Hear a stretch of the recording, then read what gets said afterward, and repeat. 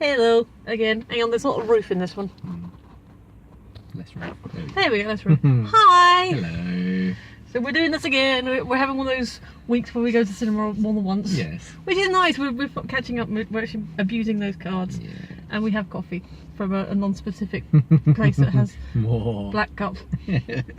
Can you guess? Yeah. So we saw Edie. We did. Which quick point, Edie, it turns out, is short for Edith, which I wasn't aware of, even though it's my middle name. So, little fact about me there.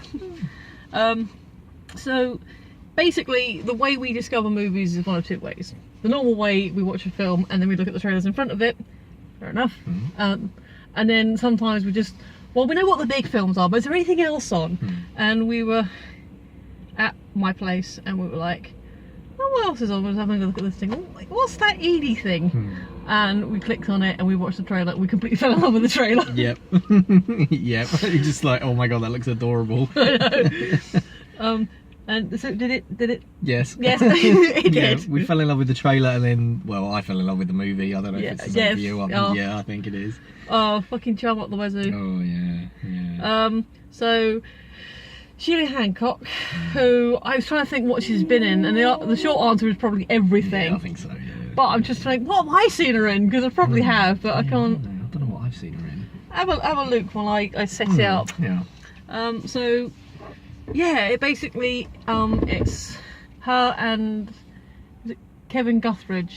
Guthrie is the and it's essentially a two-hander about an old lady who decides she's going to go up a mountain in North Inverness. I mean, it's like they're saying, because they said like Inverness, and then they were like another town outside, a bit further out, but basically they're on the islands. Inverness is an island, isn't it? I don't know.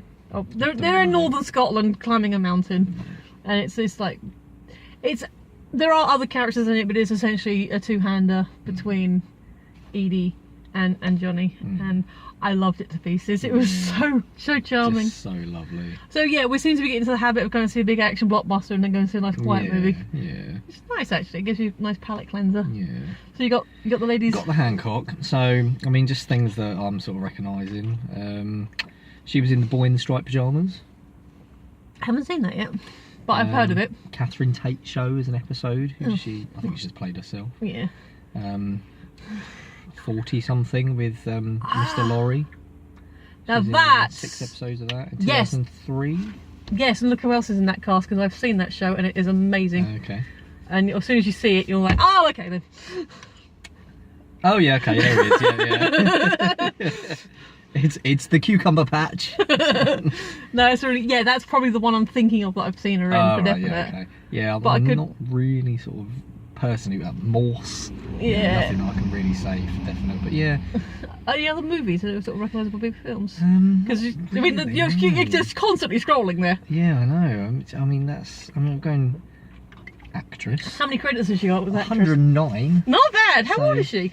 How old is she? Very good question. She is. Stand by. Standing by. Stand by for maths. She was born in February 33. February 33. God, she's 85.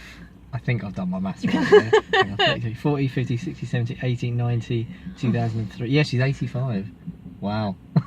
Fair fucking play. Fair play, love. Yeah. Excuse the language. But there was an F-bomb in this film. There was so, one F-bomb. We can F-bomb. We've done the two. We've done a couple, but it was a 12A, so you know. But so I'm assuming you'd recommend it. Yes. Who would you recommend it to? Because I don't know if it's an everybody film. No, I don't think so. I mean, it appeals more to the older person, possibly. We were not the youngest people in there. There was another younger man in there. No, but that's true. But most of the people in there, it was about maybe a dozen people. It's a Monday afternoon. Yeah. So, maybe like a dozen people. Yeah, I mean, we were in there, what, 2:30, so before the schools kicked out, but it's not really a film for younger kids. No. But even at 12:8, it's not like a tweenie movie. No, I mean, a 12-year-old wouldn't really go and see it. Yeah. Necessarily. I mean, I'd recommend it to as many people as possible, really. But, Yeah. I'd say watch the trailer. It's easily accessible. And if you fancied it, go and see it. If you think it's cute, like we did from the trailer, then go and see it. It was awesome. So lovely. It was lovely. And obviously, like we said with Guernsey Society, which is my short form, this is a long title. Yeah. Guernsey Society. The cinematography. Oh god. Yeah, like Guernsey was a like a tourist information film for Guernsey. This was one for Scotland. I think. And yeah, we're going there. We're going there as well as Guernsey. Yes. Yeah. We'll go there in the summer, I think, though, because I don't want to go in the winter. Yeah, no, the rain did not look nice. I think in Scotland when it rains, it rains. I've been to Edinburgh. That's about as far north as I've been. So, and that was in the summer. It's August, so. Oh, okay. Well, yeah, that would have been all right. But yeah, I would recommend it as well. Again, if you like sort of quiet, sort of thoughtful movies. If you want to see, old ladies being awesome. I tell you who I wouldn't recommend it to is himself, just because you know what he'd be like. Yeah. Yeah. Chris, my partner, he likes going adventures, and so he'd be like, I can do that, and he'd be like, it wouldn't be how charming or nice the film was. It'd be like about how much he could do that. Oh, I've done that. Oh, yeah, that's next on the list. No, go away. Yeah, she's not Rob. Love you, babe, but no. But honestly, yeah, it's charming as all get out. It is quite sweet. There is a bit of an emotional journey in there. But yeah, I would definitely recommend it. Yeah. Like I said, it is a quieter movie. It is dialogue driven, it's scenery driven. So if you don't think that's your kind of movie, like Adam says, maybe watch the trailer, see what you think. Yeah. But if you don't want to watch a quiet movie for 95 minutes, then don't. But otherwise, yeah. I mean, like I said, it's a Monday afternoon. We've had a really nice afternoon. Yeah. It's nice film. Isn't Yeah. it? Nice. Film. Very sweet. Yeah. So should we get into the more specific Yes. a word like that? That one. Yeah. Yeah. What's the word? Sperific. That's it. Specific, but sperific's easier to say. Yeah, why not? One of them's hard to say. We'll do the spoilers now. So yeah, thumbs up. Spoilers! Because I don't want to shout. It's not a shouty movie. Not a shouty movie. We're in the spoiler zone now. Yeah. It's a movie your nan would watch. Well, mine wouldn't. She's dead. Oh yeah, mine too actually. It's a movie someone's nan would watch. If heaven has a DVD player. Yes. I think so. Well, maybe a 4K Blu-ray because it's heaven. It's heaven. Yeah. Yeah. So into the spoilers. So I mean, far away. So like I said, it's a two-hander between Sheila Larkin and Kevin. So sorry, not Larkin. It's Edie and Johnny. Basically, it opens sort of quite quietly. Her husband dies. You see her sort of taking care of. She's shuffling around her house. Like 3 years later, the house is sold. You see her and her daughter, who seems a little bit controlling. Yeah, I didn't like her. Sort of taking her to this retirement home place, which looked quite nice actually. It did look nice, yeah. She was in a little gardening class. Yeah. Like, be very careful, they're sharp. Yeah. Beheads the rose. Yeah, screw you. So like it looked like the residents were sort of taken care of and that. Yeah, I think so. She was trying to get her to make friends with people, like oh hello, this Gordon, like his mummy Edie said Mrs. Moore. Yes. Yes to you. And then so they sort of go back to the house, which so she was making herself egg and sausage and bacon and stuff, and she threw it away. Oh no, you don't throw bacon in a bin. Like, oh, this is going to kill you. Fine, eat it yourself. Don't throw it away. In the bin. No, I assume that she paid for that as well. So are you going to pay her back for her bacon? I don't think so. So, I mean, although I would say for the way it's edited, there probably wasn't actually food on that pan. No, probably not. Because but it still annoyed me. And I hate waste. Yeah. No, I didn't like her anyway. I didn't like the daughter. And basically, so we find out through the daughter reading her diary that her father was kind of abusive. We later find out more specifically that he had a stroke 30 years prior to the events in this movie. So probably 27 years before he died, doing the maths. So I mean, the daughter looks, I'd say at least 50 or 60, so 50s maybe. So she more than likely would have moved out by the time George had his stroke. Yeah. So, and it was like a diary about how she felt trapped, how she felt all this stuff, and she's getting really uppity about it. Like, oh, I'm not helping you, help yourself. I'm like, oh, F you, daughter. So yeah, so she goes up in the attic to get the decorations before George dies, and she sees all her father's camping equipment, all this stuff, and it's a postcode about you know, the picture of Solomon, and it's like, oh, here's your funny mountain, we'll climb up it for old time's sake or something. So that's kind of like her reminiscing, and then she kind of has a moment, like, cause she's in her cafe, which is her regular place, and she's asking the guys, like, is it too late for chips? It's never too late for you, Edie. And that's kind of her light bulb. That's her light bulb moment. Yeah, that was cute. You were tagging? Yeah, and it made me want chips. Yeah, so that's sort of her. You get that close up on Edie's face, where it's at that moment where she thinks, you know what? Yeah, you're right, cafe man. It's never too late for me, and I'm gonna, you know, she has the picture of the mountain in Scotland, and she thinks, right, that's what I'm gonna do then. All right, so then. She calls the door on her rotary phone. Yeah, amazing. Like, I'm going away for a few. And she packs like stuff, and she's got this old canvas knapsack and like wodge of money. Yeah, fair play, love. You know, well, I mean, the house did sell, so she probably got something from it. True. Yeah, and she just packs her bag, doesn't she? And she has a moment of anxiety on the train to Inverness. She gets on a sleeper. Yes. And she's like, oh no, and it's like, you know, it's like, oh, lady, yeah, because they pull off, and she's trying to hang out the door, like the signalman's like, get back in, you know. Yeah, head inside. You know, which is fair enough. Yeah, safety first. And then she's like on the sleeper, so she's on her way now. Yeah. And then so we have the meet bad, I guess, because it's not going to be quite a meet cute. No.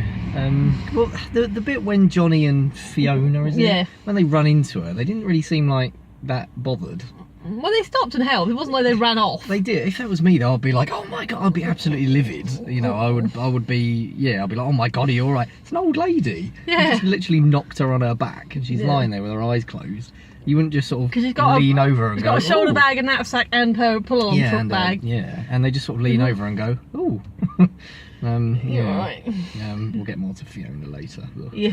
And they sort of inquire about her, and Fiona's obviously rushing, isn't she, to catch her train? Because she's got, I've got my plan. Oh, you stood on my plan. I'm like, oh. Yeah, I know. Yeah, oh, there's a footprint on my plan. What, next to the old lady who's lying on the floor? That we knocked over. Yeah, that you knocked over. So Fiona gets her train. Bye, Fiona. Yeah, go away. Johnny helps her up and like, oh, you're right. Can I help you? I'm fine, thank you, young man. Blah blah blah. And she kind of goes off on her own. I'm getting a train. I'm getting the bus. Yeah.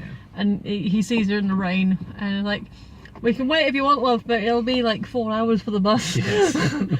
and like, okay, fine. And like she's like, wait. So she goes to her hotel hostel and like, you know, Edith Moore's, oh, you're not here till tomorrow.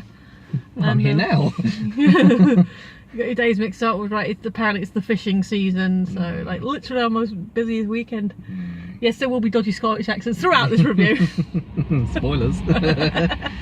And so Johnny takes Edie in his car around all like the local areas, doesn't he? All the local hotels and B&Bs. But yeah, like you said, it's fishing weekend, big fishing season, so every room is full up. And one of the ladies at one of the hotels says to Johnny, well, there must be somewhere for her. She just needs a bed. Just for tonight. So basically Johnny sleeps on the sofa because gives her bed, and he's like, oh, let me give you some money. It's no, it's alright, you know, you just... And she like leaves a little thank you note money in, because his friends took him out for you know, a lash out. They're all on the floor, so she's like climbing over him. Yeah. Oh like, dear. Gets an upskirt. Ooh. Yeah. So yes, and then she's like goes to the camping store, which turns out Johnny runs. Yeah. What a coincidence. I know. And it's his friend, but it's a bit ambiguous if he actually works there. Yeah, I think he probably just like hangs around. That's the feeling I got. But maybe he works there. I mean, because you know, because events happen, so Johnny's not in the store for a while. So, I suppose, yeah. So basically, Motormouth, I can't remember his name. So basically, giving her the upsell and saying, oh well, you know, for all this money, he'll take you. You know, you can bring up the mountain. You go you know, you need some training, and you want one of the best. He's like, you? No, not me, him. Yeah. So basically he sells Johnny as a guide and trainer to help her learn. Yeah. So bit of back and forth, agreeing a price, you know, and I'll throw in this, you know, this little gas heater for you that's like worth £50. And he's like, what have you done? Like, you've just given away £150 stuff. So a lot of the film then is kind of not montage, but it is them doing the training doing stuff. the training and like teaching us to walk over all like the mountainous ground and all that kind of stuff. Because like the first day she just has her normal equipment and like her welly boots, and she kind of gets lost, and that's the bit in the trailer like, that's coming out of my, you know, your commission. Yeah, that was funny. And then she's like, you know, you need, you know, she's like, I need proper equipment. So he got her some proper boots. So like, these will last your lifetime. And yours or mine? Which is fair comment. They definitely last her lifetime. Yeah. 10 minutes, sure. Yeah. So then she gets the proper equipment, like buys a whole bunch of stuff. Yeah. And so not the boots, that's coming out of your commission. Yeah. And so yeah, it's really sweet. They're he's teaching her to row. Yeah. Yeah, that was cute. There's a really quite a cute scene on the beach where she's walking around with just her bare feet, and you see him sort of playing in the sand. You're not quite sure what he's doing, and it turns out he's making a model of the mountain, which is really cool. Yeah. And she's like, "Why is there water? We're going to row across the loch." Okay. So yeah, basically he shows her a model of the mountain to show all the path I'll be taking and how to do it. And do you want to talk about the rowing? Yes. Oh, and also on the beach as well, she gives him the crab. Yeah. That was funny. That's what my dad used to do. Your dad used to give people crabs. It's like pause for a laugh. Which we did. Yeah, which we did. There was a titter. There was. And yeah, so then they practice the rowing, and well, they're in the boat, and then they lose one of the oars, don't they? Yeah. Well, that's kind of because he just gets stuck in the mud. Oh yeah, no, that's right. Yeah. And like, you know, you need to do this. He's trying to teach her how to row. Yeah. And she's like, well, you've done this before, haven't you? I said, oh, once or twice. Yeah. So it shows that she actually knows how to row. Yeah. Whether or not she's done it recently, because, you know, as they're having their moments, they have like a tent building contest, and she has her canvas thing, and he has his more modern one, and well, she wins, but then it kind of loose. And the thing is, with those old style tents, because I've been camping before, maybe with the little plastic frame ones like he's got, you probably could do it one-handed, but those old school ones, you do need two people. Yeah. So they were like sitting and talking and having fish, because they tried fishing, and you know, he's cooking for her because he lost the bet, and he gives her like a roast pepper and all that, and gives her strongbow, which is really funny. Oh, that's nice. Ooh, yeah. And so he's like, where do this fish? She's like, where do the fish come from? Oh, I thought we'd better stock up from the harbour. I was like, oh, where's ours? And he picks up this really pathetic looking thing. It's like, oh, that's not real.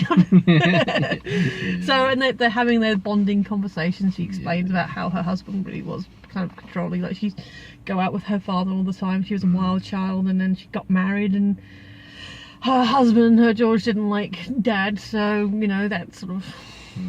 he had his stroke, and then Dad died not long after George had his stroke, and that was pretty much their life for the next 30 years was, well, 27 years was looking after George. You know, just damn.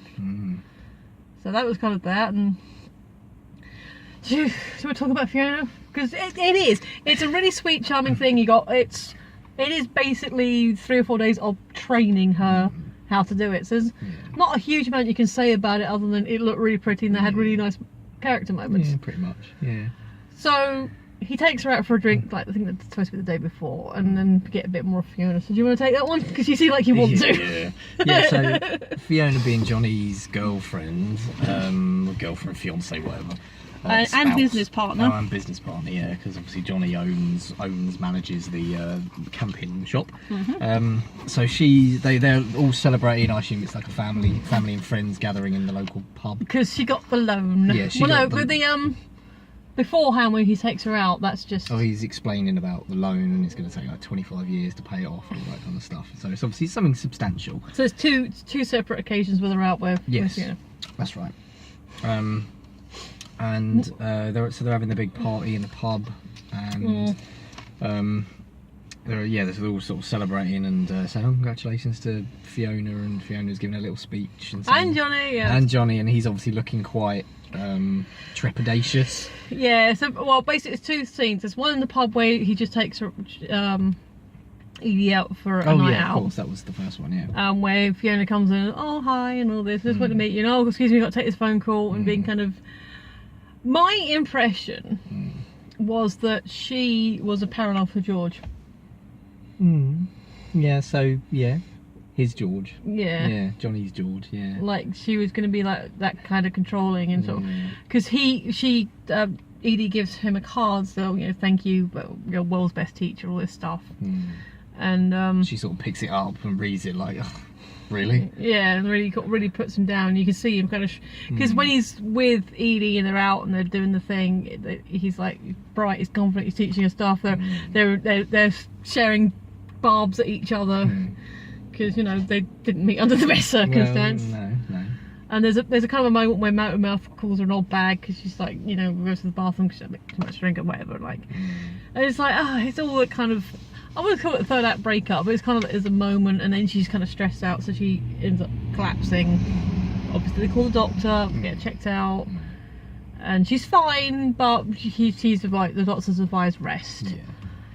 And so Johnny's taking her home, and he's like, "Well, if you didn't think I could," she gives him money because originally she said, "Oh, I'm not going to pay you if I'm not happy with something." She gives, "I don't want your money. I want And, so there's all this, and she said, "Well, if you didn't think I could do it, why did you, thing?" And he slams the brakes and basically said, "Fine," grabs a bike off the top of the thing. There you go. Train station's that way. He's like, "You've got all my bags and stuff." Yeah, just bye, and Johnny drives off, leaves her with her bike, and she sort of looks at the bike, looks at the road ahead, and thinks, "Yeah, all right." on your bike, literally. And of course he catches up with her, and so it's a real tough love moment. But it's really that was really sweet. Yeah. So I was like, there you go, you did alright with the bike, you can do this. Yeah, you got this. Yeah, you got this together. So there's kind of a bit of a thing because there is a genuine health concern because she did collapse and the doctor was like, but he's like, I think you can do it. It's like, so they go the next day. She's all because she puts all her old lady clothes back on. And like, I've left all the hiking stuff for you. I'm not going to need it, And he's like, no, you're going to do this. And then so he takes her to the start of the journey, and she's like, I want to do this on my own. So I don't, I want to go with you. I can't, because the night before they're like, oh, I'll be there. I'll guide you. I'll cook for you. I'll be. And she said, I don't want you there in front and leading me. I want to do this. I do this on my own, or I go home. And it's like kind of stubborn. So he gives her a phone. I said, I don't know how to use this thing. I said, I'll ring you. Press the green button. Yeah. Talk. Then she sets off sort of onto the mountain. Yeah. Just goes off on her own. Yeah. Doing her own thing, and there was the lady that helped her with a boat. Yeah, she finds a boat. Yeah. Which I'm assuming is theirs. Yeah. Like commissioned, and she's struggling to push it, and the lady, I think she was Swedish or something. Something like that. Yeah. And she sort of helps her and says she was nice, sort of saying, "Does anyone know you're here?" and all that kind of stuff, and you're doing this on your own. I haven't seen anyone else around. And she was like, "Yeah, no, don't worry. Someone knows I'm here." Yeah. And a little sort of nod to Johnny. Yeah. And I think was that the same sort of time when the pub party scene was? No, that was a bit later. That was when that was on the Orgolloth though. Right. Okay.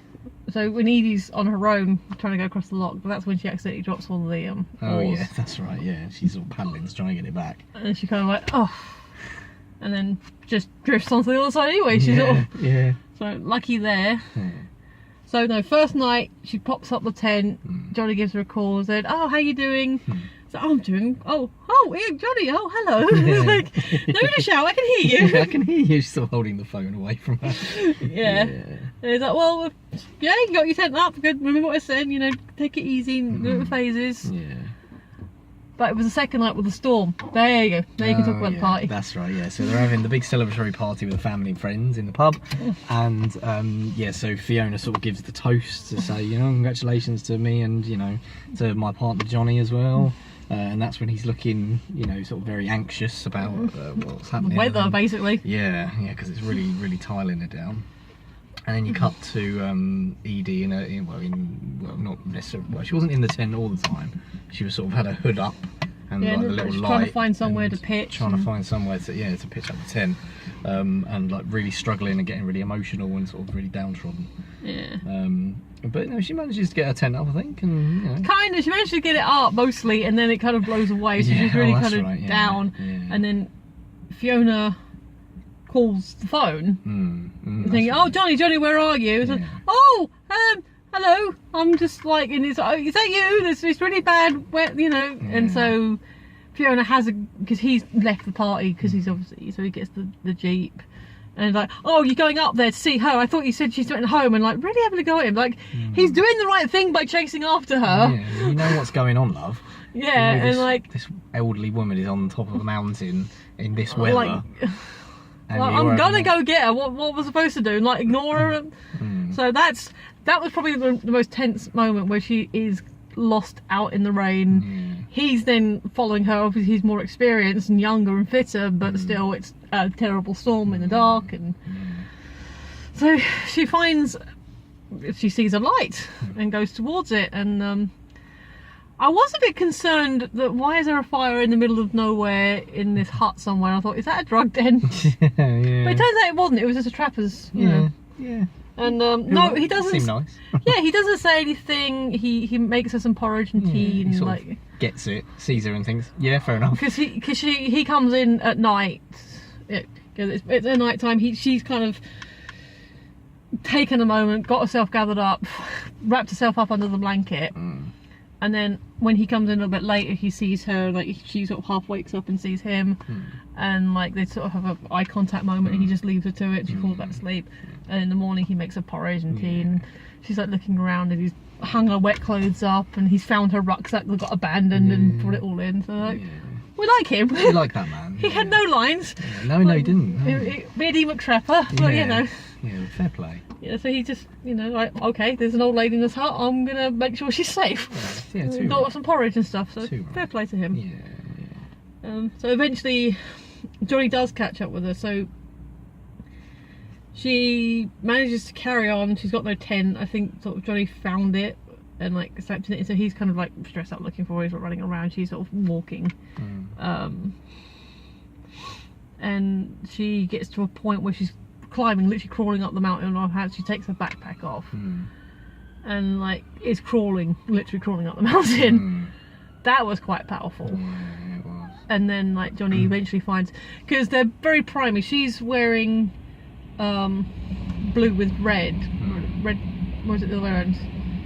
No, she was definitely wearing blue and he was wearing red. No, he was wearing blue. He was wearing red, red, yeah. Red.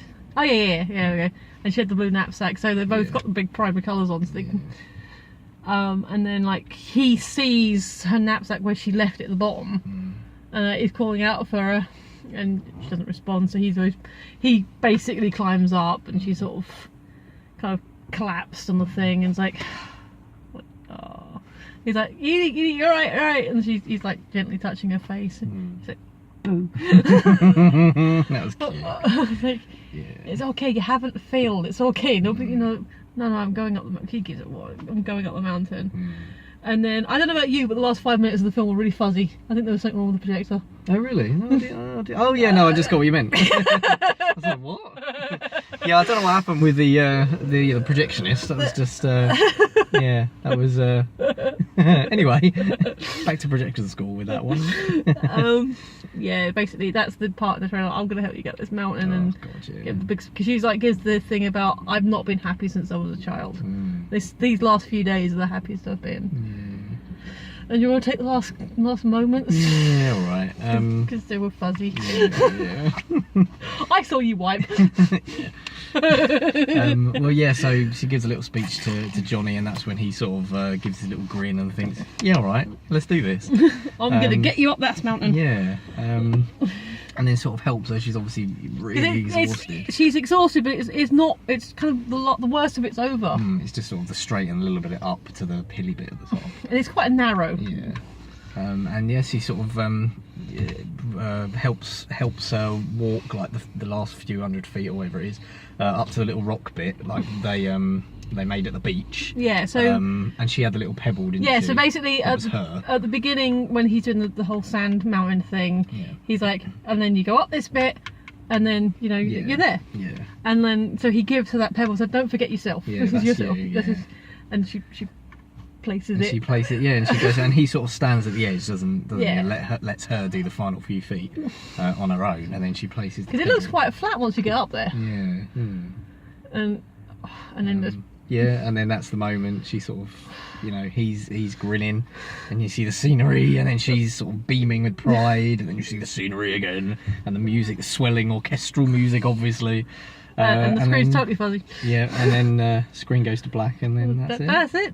Directed by Simon Hunter. Well done, sir. Yes, thank you. So amazing film. We completely loved it. Yeah. Perfect ending. Oh yeah. You didn't need anything else. No. You didn't need anything else. So everyone was happy. Yes. Could we talk about the cinematography for a little bit? Because first of all, amazing cinematography. But did you notice what they were doing with lighting and colour? No. When it was just her in the house, or her when she was on her down moments, they desaturated the hell out of it. Oh right, okay, yeah. Now you mention it, yes, it was very grey, wasn't it? Yeah. Yeah. And then when she, because they did it like in the middle of the movie as well, when she was like she put getting her old lady clothes back on, and it desaturated, right. and as soon as she started cycling, it all burst into colour, didn't it? Yeah. And that was really cool. So that was beautiful. I would say like as soon as Johnny came in and all that, but when she decided I'm doing this, I think it's probably that first morning when she woke up in his house is when it really brought it up. Because to be fair, the rest of prior to that it was pretty much on the train, rain, and the thing, going around the island looking for somewhere to stay. So it was the first time that morning we had a chance to really pick up naturally, and so that was really cool. And I think. So they did. So it was all when she was down. It was all thing, and they really brought it up, and so that was very, very cool. That was something I noticed. And the music was very swelly at the end, kind of like telling you how to feel. But otherwise, I think it was fairly subtle. I mean, they had the music in when they were at the pub with the accordion player and all that, which is fair enough, normal. Music. Yeah, I'm not sure why they were playing Irish music in a Scottish pub. Yeah, I'm not quite sure about that. You sure it wasn't Scottish music? It sounded like Irish music. It had like the violin and the I don't know. It was happy jolly music, but it was like folk music maybe. Folksy music. Yeah. But otherwise I don't really notice much of a soundtrack except towards the end. There probably was like plunky music in that. But we honestly give it all the thumbs up. Yeah. It was charming as hell. Yeah. Glad we went to go see this one. Any further thoughts or? I think we've summed it up really well actually. Yeah. It's a really beautiful film. Go and see it. Really charming. Now. Really well acted. Yeah. And I don't know what else Guthrie's been in, but I'm gonna check him out. He kind of reminded me of a cross between Ewan McGregor and like Jason Isaac a little bit. Yeah, very handsome young man. Beautiful smile. Yeah. Oh yeah. The smile was definitely Ewan. Yeah. No, very very handsome young man. Should we do the trailers? We've got time for trailers? Yes, right.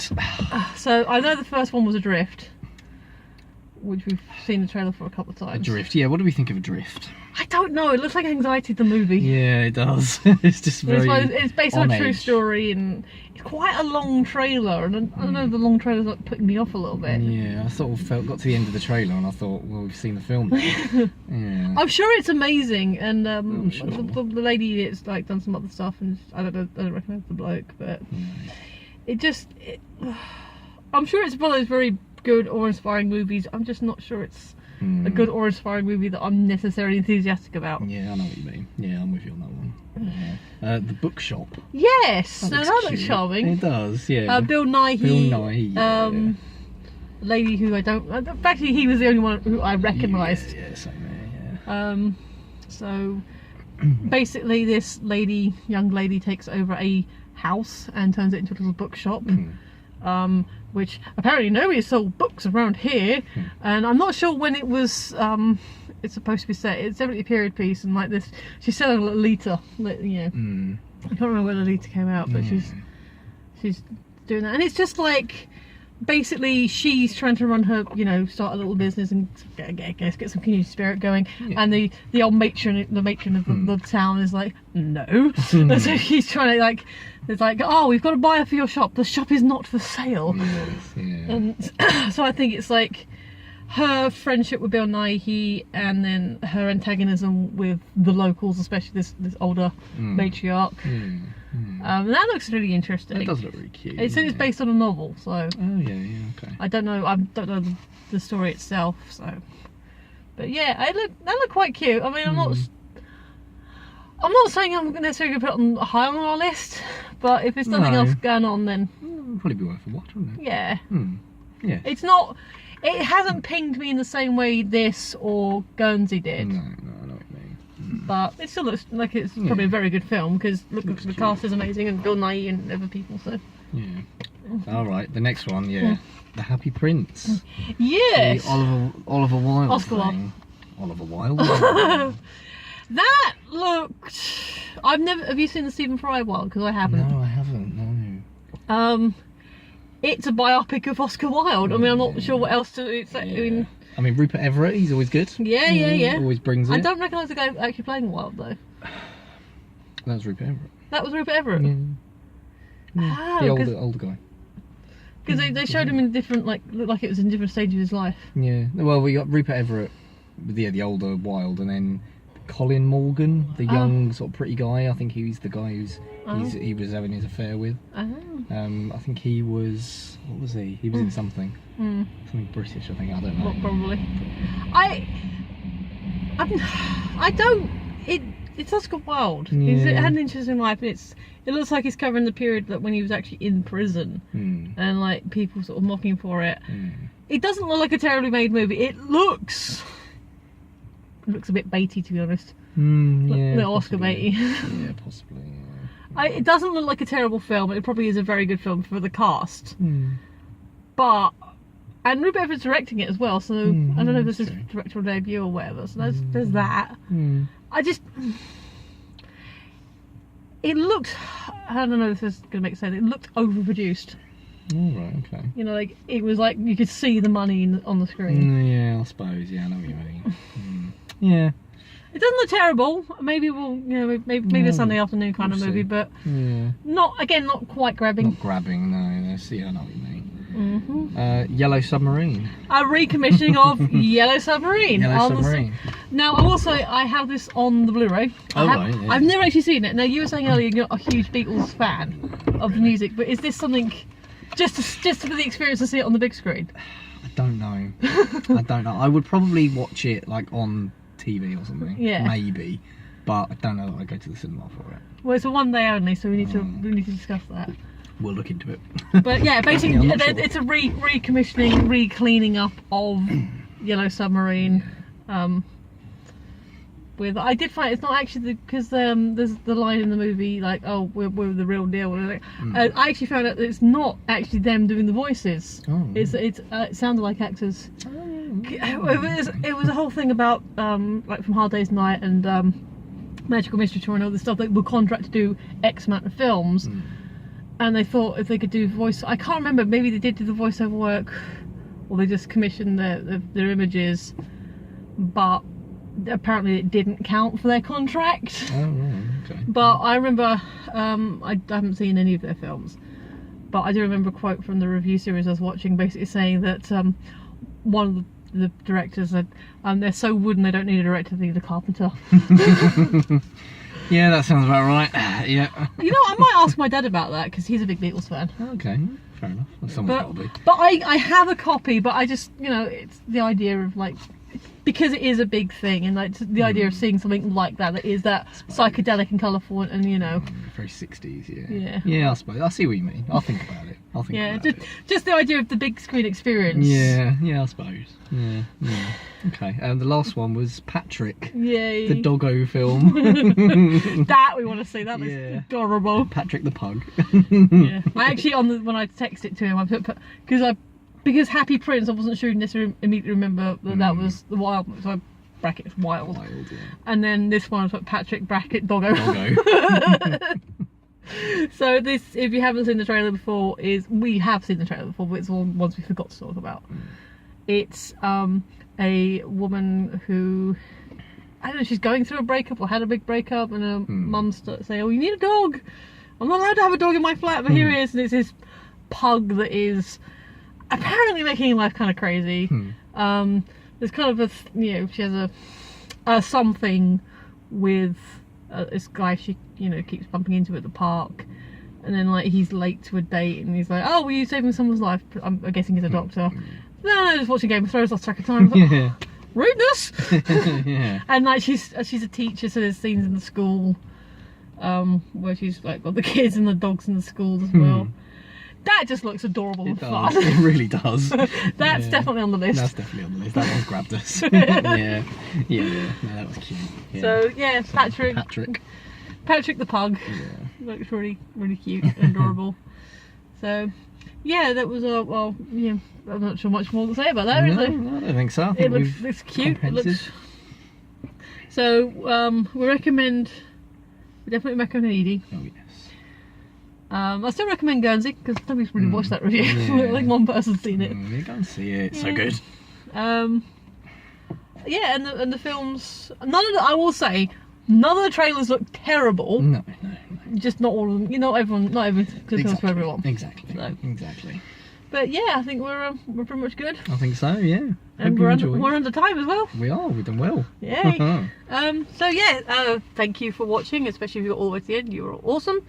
Tell us comments. We've been doing the comment thing. And if you see other buttons you want to press on the way down, do that. But otherwise, thanks for watching. I've been Michelle. He's been Adam. And we will see you next time. Bye. Bye.